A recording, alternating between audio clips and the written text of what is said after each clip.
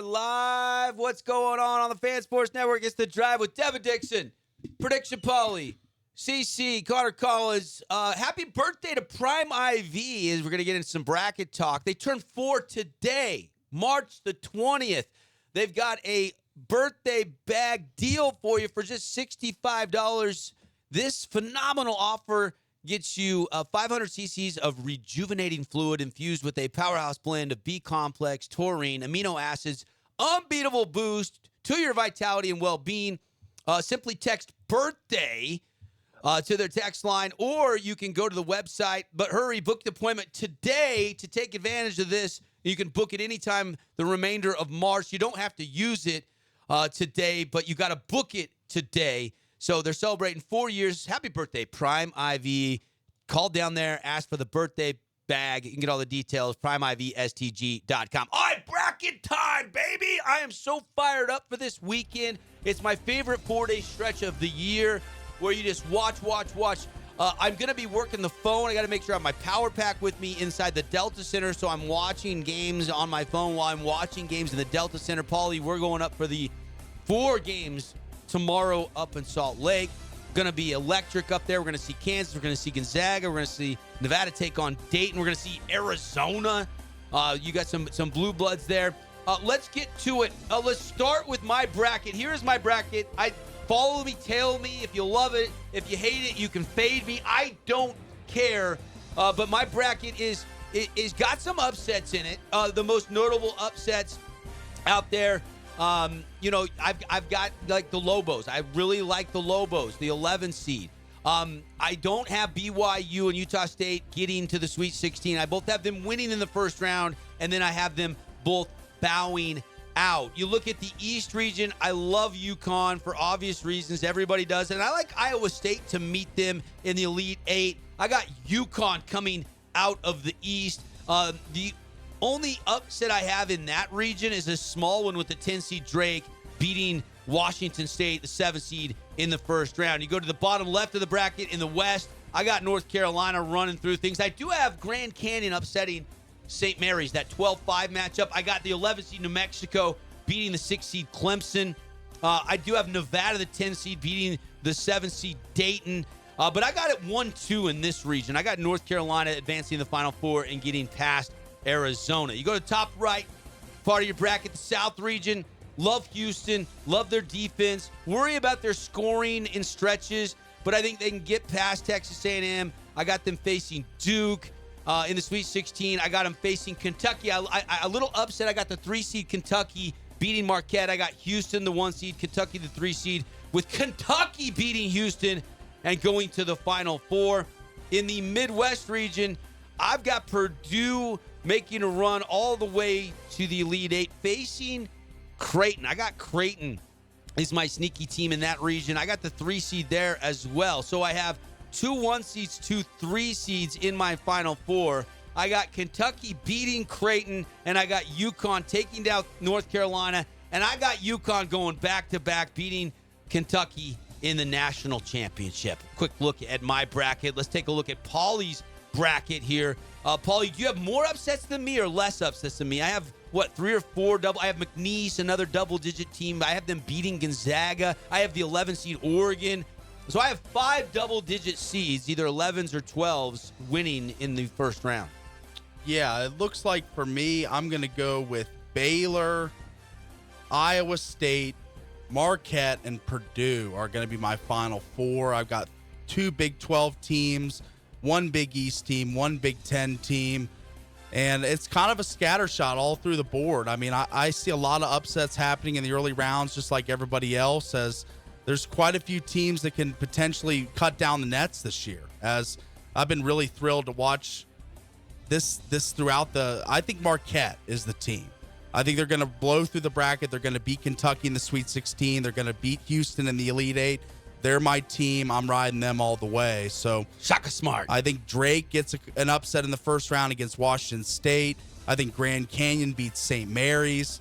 There's a few teams that I like, but Marquette is the overwhelming theme in my bracket. I think Marquette runs through the whole thing.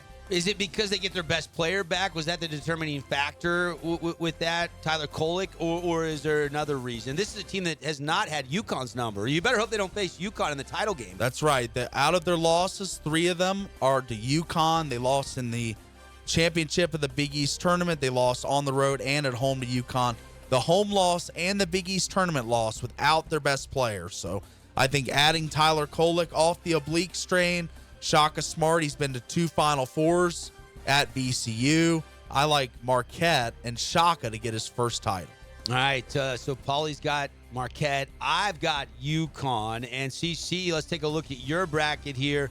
And you've got a different champion here. But take us through your bracket and your thinking. Yeah, I got Purdue winning it all here. And part of that for me is whenever I'm trying to go out there and project who's going to be the best team at the end of the year, I like to look at some of the best players. And Zach Edey has been somebody that we talked about all season long coming into the season.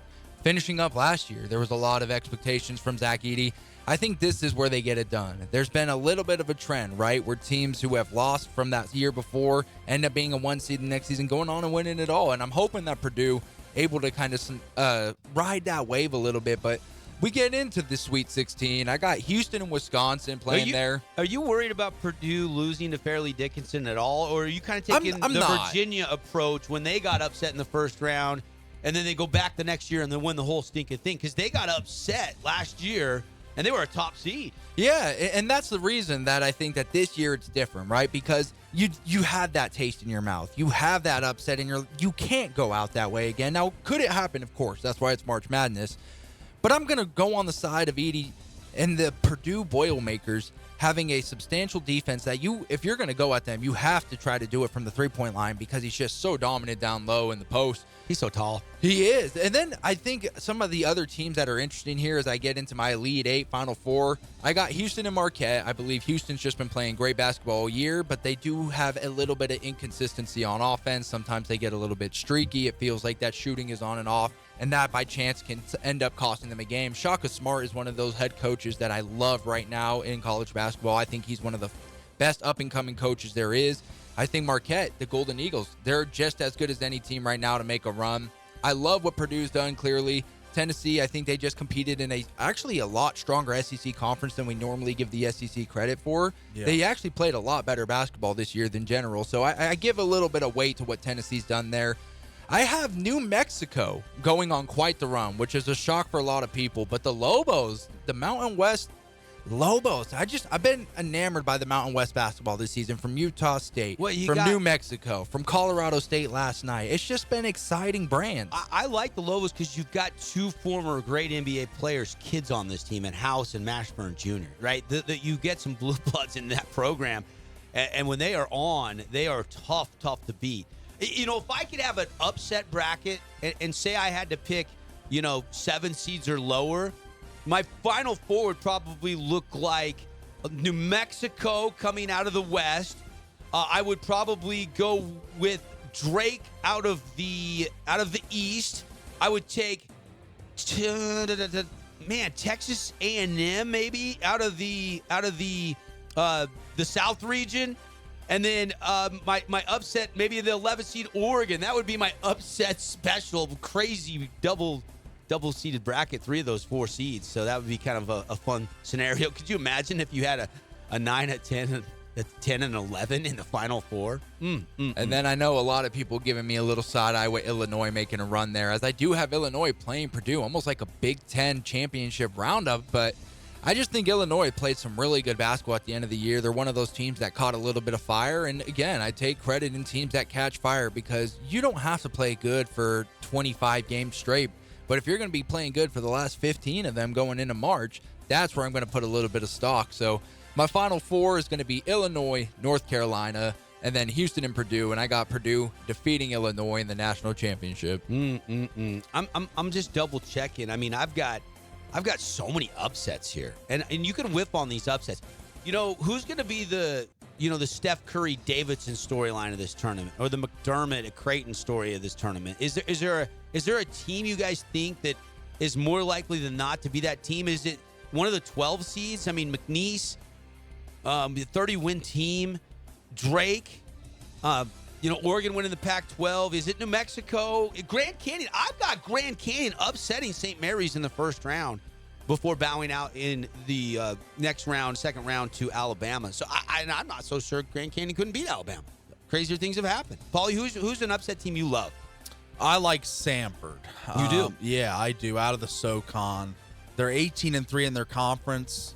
They average 17.4 assists per game, which led the SoCon. So they're obviously a team that distributes the ball really, really well. I think I like Samford, especially with McCullers' injury. Yep. And Dickinson coming back from injury, probably some fatigue and a little bit of rust there. And they got Accor is averaging 15.8 points per game, 6.1 rebounds, and 1.8 blocks for the Bulldogs. He's the stud that makes it go. So I think I like Samford a little bit as a 13th seed against the 4-seeded Kansas Jayhawks. Well, throw a dart at your bracket. Good luck, everybody. Don't forget, go to our website, thefansportsnetwork.com. Best bracket wins the cash. Big old bag of cash, $995 for the best bracket. We got prizes from our great sponsors as well. You got to do it before the brackets lock. Enjoy March Madness. I know we will.